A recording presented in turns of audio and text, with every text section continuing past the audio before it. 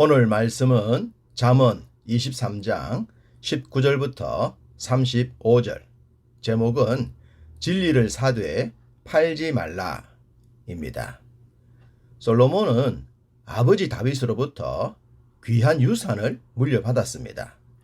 대장부와 같은 믿음과 튼튼한 나라, 그리고 성전 건축에 필요한 모든 것까지 말입니다. 어쩌면 솔로몬이 만국의 대왕이 될 수 있었던 가장 중요한 것은 아버지 다윗 때문이지 않겠습니까? 다윗을 이야기하지 않고 솔로몬을 이야기하기가 어렵겠죠. 그렇다면 솔로몬도 자기 아들에게 그런 나라를 물려주어야 하지 않았겠습니까? 안타깝게도 솔로몬은 르호보암에게 자기 아버지에게 받았던 것과 같은 나라를 물려주지 못했습니다. 르호보암 입장에서는 억울할 수도 있겠지만 그나마 위안이 되는 것은 잠언과 같은 기록물을 남긴 것입니다. 솔로몬은 잠언을 통해 내 아들아 라는 말을 여러 번 반복합니다. 여기서 아들은 르호보암을 의미할 수도 있겠지만 모든 믿음의 자녀들을 상징하고 있는 것도 사실입니다. 어쨌든 르호보암도 잠언을 새겨 들었어야 했으며 우리도 새겨 들어야 합니다. 이 말씀 속엔 진짜 세상을 살아가는 모든 보화가 담겼기 때문입니다. 15절에 내 아들아 라고 하면서 18절에 정령이 내 장래가 있겠고 내 소망이 끊어지지 아니하리라 라고 했습니다. 자녀의 삶에 장래가 있고 소망이 끊어지지 않는다면 멋진 인생이지 않을까요? 우리도 우리의 자녀들에게 이런 것을 물려줘야 하지 않겠습니까? 그것은 힘써 부자가 되어 재물을 물려주는 것이 아닙니다. 여호와를 경외함이 인생의 최고이며 최대임을 알게 하는 것입니다. 거기로부터 모든 좋은 것이 나온다는 사실을 체험하게 만들어야 합니다. 그래야만 늙었어도 그 복된 자리에서 떠나지 않을 것입니다. 솔로몬은 계속해서 말합니다. 19절 내 아들아. 이 단어를 반복하는 것은 강조겠죠.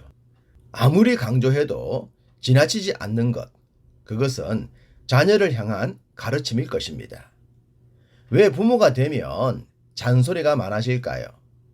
왜 반복을 많이 하는가? 성경도 그렇게 하고 있기 때문입니다. 26절도 내 아들아 그랬습니다. 딸만 있는 분들은 섭섭할 정도로 아들만 강조합니다. 물론 아들만 이야기하는 것이 아님을 아시겠지만 말입니다.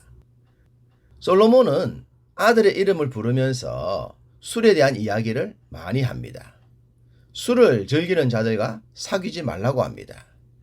그렇게 되면 가난하게 되기 때문이라고 말입니다.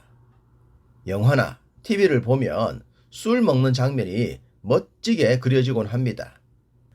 또한 와인을 비롯하여 어떤 술들은 모양 그 자체만으로도 빛이 나는 듯 합니다.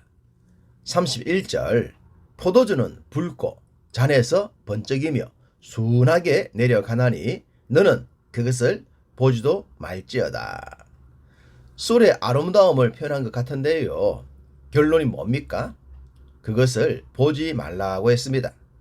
왜 그럴까요? 앞서 말씀드렸듯이 가난하게 만들기 때문입니다. 술이 가난하게 만드는지는 모르겠지만 술은 요상한 능력이 있습니다. 32절, 33절 그것이 마침내 뱀같이 물 것이요 독사같이 쏠 것이며 또 내 눈에는 괴이한 것이 보일 것이요 내 마음은 구부러진 말을 할 것이며. 이 구절은 술을 즐기는 분들에게 부인할 수 없을 것 같아 보입니다. 술의 결론은 싸움과 다툼으로 연결되곤 합니다. 독사같이 사납게도 만들죠. 또한 괴이한 것이 보여서 무서운 행동을 하곤 합니다. 우리는 잔인한 범행을 한 자들로부터 거의 공통되게 술 때문에 기억이 나지 않는다는 말을 듣습니다. 진짜로 기억이 나지 않는지 아니면 자기 합리화를 위한지는 모르겠지만 술의 결론은 나쁨입니다. 뿐만 아니라 술에 취하면 좋지 않은 말을 하곤 합니다. 속에 있는 것을 푸는 방법이라고 합니다만 가히 좋아 보이지는 않습니다. 남들이 듣기 곤란한 말들을 주저함 없이 쏟아내는 것은 술의 힘인데 사람을 추하게 만들고 결국은 관계조차 무너지게 만듭니다. 술의 결론은 not good입니다. 심지어 술은 이런 능력까지 발휘합니다. 35절 내가 스스로 말하기를 사람이 나를 때려도 나는 아프지 아니하고 나를 상하게 하여도 내게 감각이 없도다.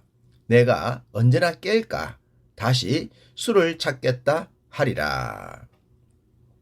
술 취한 사람들은 넘어져서 다쳐도 아픈 줄을 몰라요. 피가 흐르는데도 개의치 않습니다.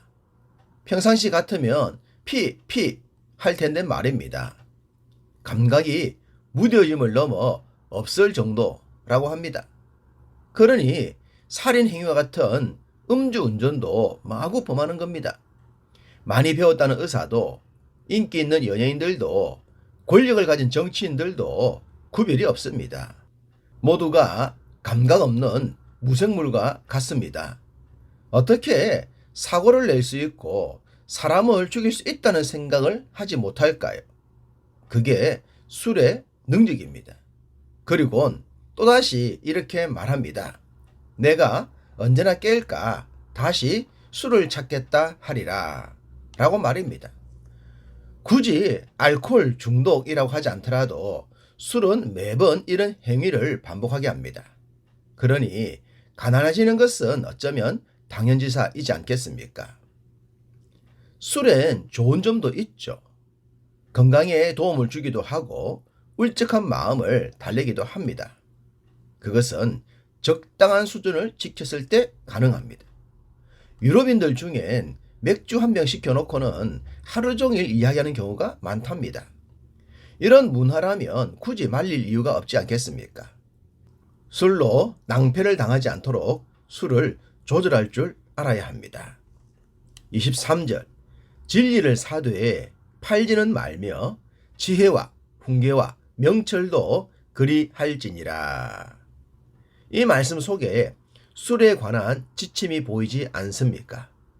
지혜와 진리와 명철을 샀다면 그것들을 소유했다면 소위 많이 배웠고 성공을 했고 지도자의 자리에 올랐다면 술로 낭패를 당하거나 남에게 피해를 입히지 않아야겠죠. 그것이 진리와 지혜와 명철을 사서 소유한 자의 모습입니다. 진리와 지혜와 명철을 팔 수 있겠습니까? 이것은 팔 수 있는 물건이 아닙니다.